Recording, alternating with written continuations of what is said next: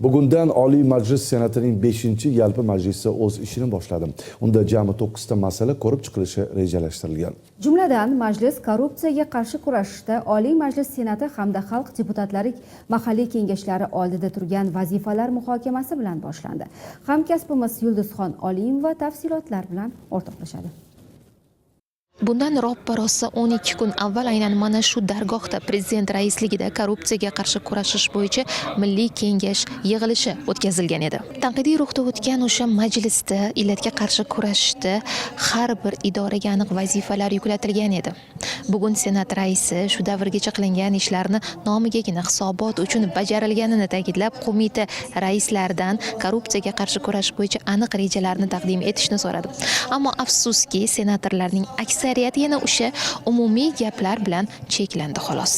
Dastlabki e'tiroz byudjet va iqtisodiy masalalar qo'mitasi raisining axborotiga nisbatan bo'ldi. Biz asosan qonunlarni sharhlab, parlament nazoratini unutib qo'ydik deya so'z boshlagan Gadoyevga yana bir bora prezidentning so'zi eslatildi. Hurmatli prezidentimiz o'sha kuni aytdilar.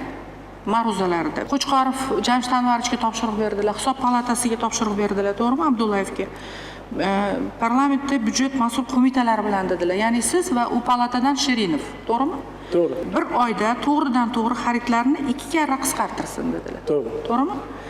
Misol uchun hokimliklarning zaxira jamg'armasidan to'g'ridan-to'g'ri qilinayotgan xaridlar tahlil qilinsa, qisqartirsa bo'ladigan ancha-muncha narsa chiqadi, to'g'rimi?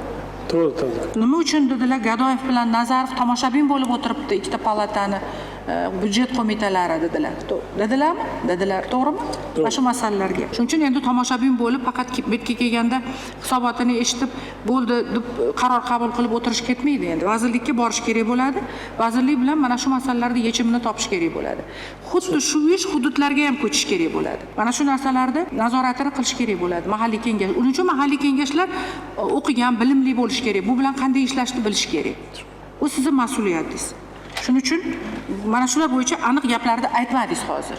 Undan so'ng fan, ta'lim va sog'liqni saqlash hamda yoshlar, xotin-qizlar, madaniyat va sport masalalari qo'mitasi vakillarining vazifaga jiddiy yondashmagani tanqid qilindi. Nima xulosa qildinglar prezidentni ma'ruzasidan keyin? Eng ko'p korrupsiyaviy holat sizning yo'nalishingizda, sizning qo'mitangiz yo'nalishida aytib o'tildi. O'sha ta'lim, sog'liqni saqlash yo'nalishi, to'g'rimi? Vazirlarni turg'izib gapirdilar, to'g'rimi? O'sha tizimlarda compliance nazorat tizimlari yaxshi ishlamayapti. Natija bermayapti. Lekin sizlar mana jim o'tiribsizlar. Hali birontanglar kirib, mana shu ishni qilamiz, shu ishni qilamiz deb gapirganinglar yo'q. Shuning uchun bugun kechqurun hamma qo'mita raislari bittadan kirib, men oldimda ko'rsatadi hammasini. Albatta sizlarga majlis bo'lib anaqa qilish kerakmidi? Sizda yoshlar qo'mitasi, sizda ta'lim qo'mitasi, to'g'rimi? Mana kutib o'tiribsizlarmi? Sizlarga birov yozib tayyor qilib beradi, keyin pastga tushib shuni o'qib beramiz deb. Ha?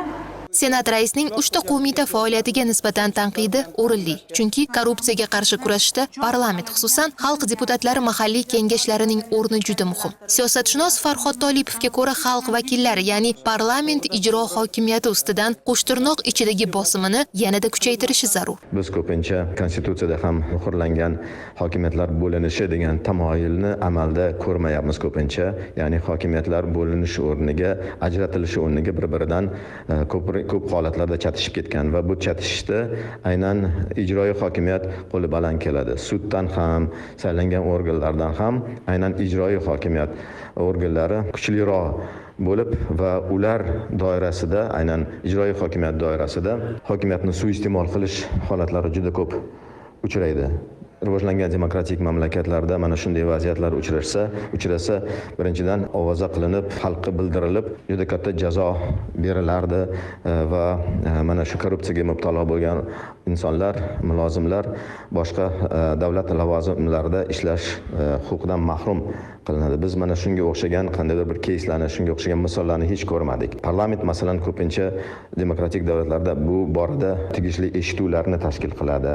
Ya'ni korrupsion holatlarni tekshirish uchun katta shu mulozimlarni kerak bo'lsa, ijroiy hokimiyat vakillarini, kerak bo'lsa bosh vazirni ham eshituvga chaqirib, mana shu masalalarni o'rganadi. Hattoki parlament tekshiruvi, tergovi degan tushunchalar bor. Biz bu bo'yicha hattoki ma'lumotlarni ham to'laligicha ko'rmayapmiz. Mana shu masalalarda Oliy Majlis ham shaffoflik muhitini yaratish kerak.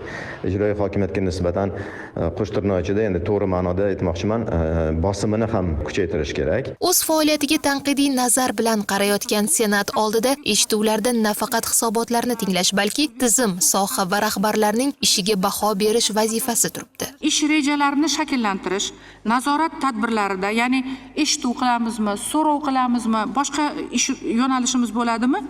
Korrupsiyaga qarshi kurashish borasidagi ishlar holatiga alohida urg'u berishimiz kerak.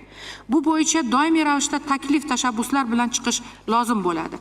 Buning uchun birinchi navbatda hududiy tashkilot va idoralarda ochiqlik, shaffoflik tamoyillariga so'zsiz amal qilinishini talab qilish, aholi bilan doimiy muloqotda bo'lish, jamoat tashkilotlari, jumladan ommaviy axborot vositalari va nodavlat notijorat tashkilotlari bilan faol hamkorlikni yo'lga qo'yish, birgalikda muqobil o'rganishlar va tahlillar o'tkazib borish yaxshi samara beradi. Hurmatli hududiy kengash raislari, sizlar respublikadan qachon senatorlar keladi yoki deputatlar keladi, qachon ishchi guruh keladi, shunda biz boshlaymiz deb kutib o'tirmanglar.